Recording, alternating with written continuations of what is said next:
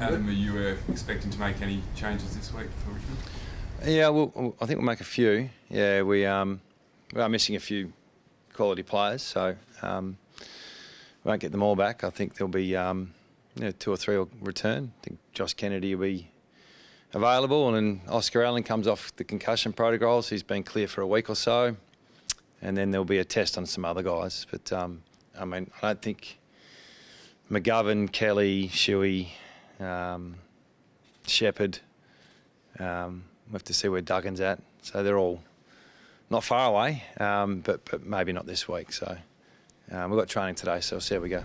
Is Mark Hutchings a chance of coming into the AFL team? Yeah, he is. He's built his fitness now is to just about that level. It's just we've got so many guys returning.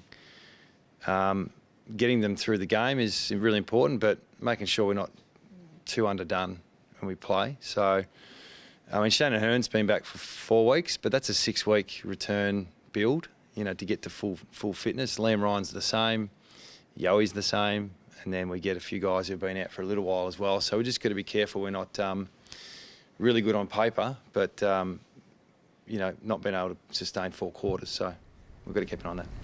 So with Kennedy coming back, does that push Oscar down back again? We'll have to work through that. Yeah, that's something we've got to consider as well. So it's good to have those problems, getting those 2 back. We missed them last week, obviously in our front half. But yeah, that's something we'll look at. We did it a few weeks ago, and Harry made his way out of the side, and Oscar went back, and that's when he got hurt. And Petruccelli and Brander, are they in that test category? Yep. So we haven't got a heap training today, but there's good energy and spirit, and we'll be okay. How about the 2 rucks, Adam, coming up against Richmond, who have used midfielders, obviously, as their backup? Yeah. Does that change your thinking about what you want to do, or do you stick with what's worked for you? Yeah, we'll look at it. It's, do you really try and make it a really big advantage, or are you susceptible when the ball hits the ground? So Richmond obviously number 1 at a lot of areas when the ball hits the deck, in particular off turnovers. Do we really try and get some dominance in the ruck around stoppages is the challenge. So, and then there's just playing our way. So we'll work through that today. Waiting to see how everyone pulls up after training, and yeah, that'll be part of our discussion for sure. Adam, there's been a lot of praise for West Coast about your sportsmanship for agreeing to bring a game forward at a time you've got injuries. Do you feel like you could have said no? Oh, maybe. We could have made it harder, I suppose. But, we're fortunate at the moment. We're sleeping in our own beds. We're in a state that's reasonably clear of COVID.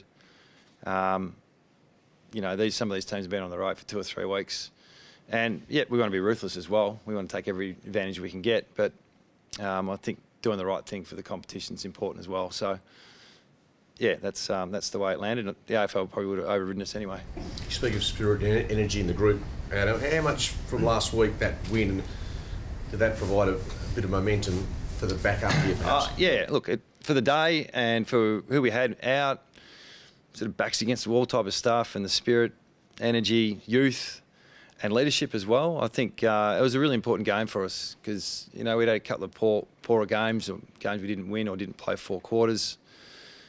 And, we had 5 kids in with under 10 games experience, and I thought all of them did a little bit to show us that there's some excitement going forward. But our leaders, Nat Nui and Sheed and Barras and Gaff and these guys, they stood up. Darling.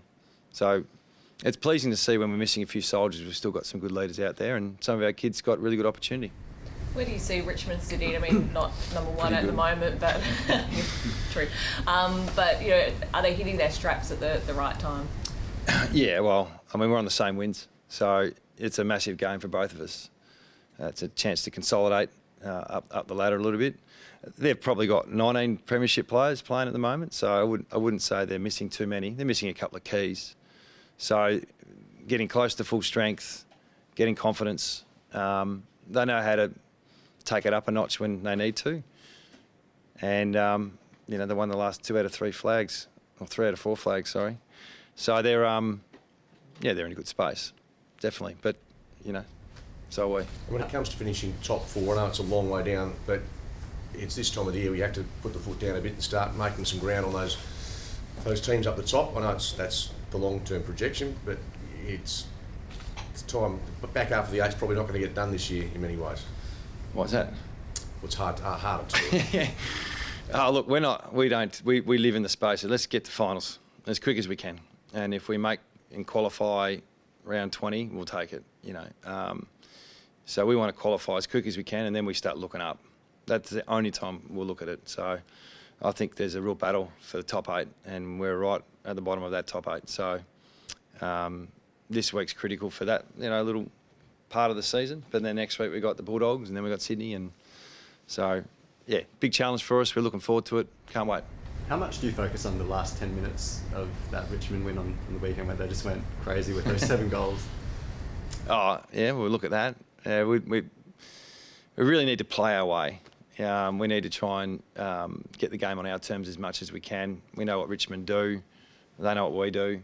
We haven't played them too often. I think it's probably 3 times in 3 years. So I think we went down to them last year, Metricon. And the year before it was an MCG game. And the year before that it was 2018. So that was here. So yeah, I think they've tweaked their style a tiny bit, but essentially their DNA is the same. And normally when the two teams go head to head, it could be like a Yo versus Martin match-up. Is Yo ready for something like that, or is you a bit cautious because you're still building match fitness and things like that? He's ready. Yeah, he's ready. Yeah, he's up. His will to win is what we've missed a lot with. We've all got different strengths and weaknesses, but he's such a competitor, and sometimes he might push the line on that. Even at training, he'll go harder than probably needs to. But I think that's part of what we like about him. So he's ready to play. Is that the best way to stop Dusty? Play like Yo?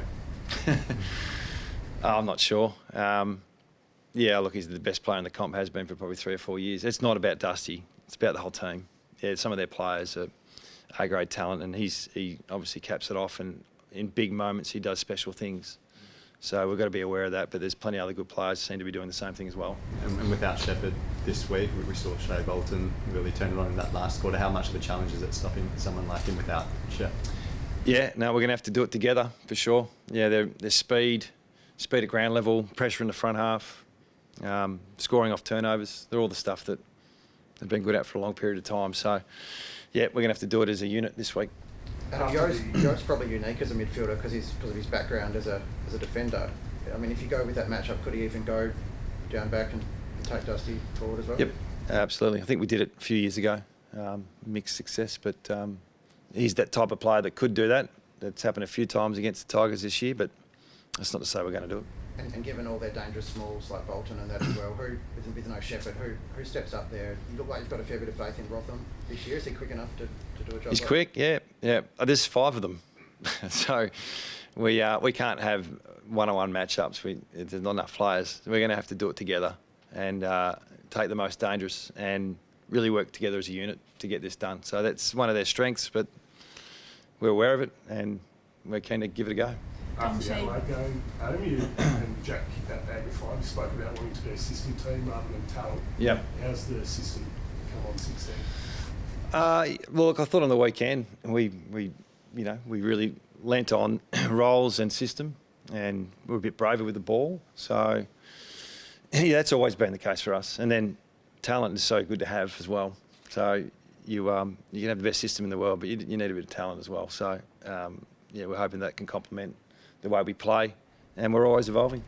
Dom Sheed post-match said he was waiting on going to have scans on the shoulder. ACL joint. Yeah, shoulder. Do you expect him to play, and have you got those scan results? Yeah, he's okay. So he'll I think he'll train today. So he's right to play. Just going back to Liam Duggan as well, what does he have to sort of tick off in order to prove himself? Yeah, he's training fully today. So it'll be training and then how he pulls up. So yeah, he's probably underrated publicly. I think we've missed his poise and touch. So he's one of the younger players we've got that has established 50, 60 games, and he's just at that level now where he's ready to go to the next level. So we need him back on the side.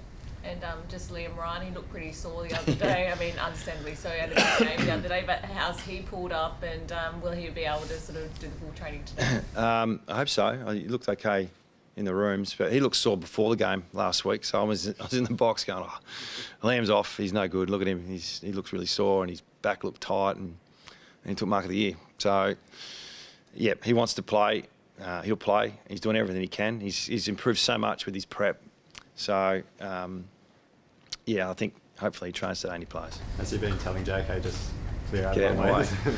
That's what he did at Subi for a few years. So, yeah, he actually enjoys playing a bit higher now. Yeah, I think he likes to get involved in the game. But when he's deep, he looks dangerous. Is he one of the best small full forwards you've ever seen, if that makes sense? Absolutely. Yeah.